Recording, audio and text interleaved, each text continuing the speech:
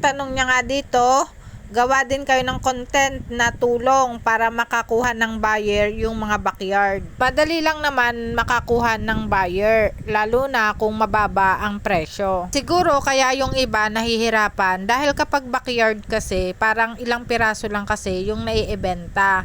Meron kasing mga buyer o yung hauler na kumukuha kasi maramihan na kasi para isang kargahan. At saka pwede na ngayon para mapadali yung paghahanap nyo ng buyer, i-post nyo lang doon sa mga group ng mga samahan ng mga magbababoy. Lalo na yung mga samahan ng bumibili ng mga baboy. At ang isang dahilan pa din mga ka-farmers kaya minsan sa backyard nahihirapan silang kumuha ng buyer dahil siguro yung dadaanan ng baboy. Hindi lang yun mga ka-farmers, baka naman din hindi kasya or mahirap yung dadaanan naman ng sasakyan. Meron kasi mga ka-farmers na kapag nagbebenta nga ng baboy ay unang-una nga nilang tatanungin kung maayos yung dadaanan ng sasakyan.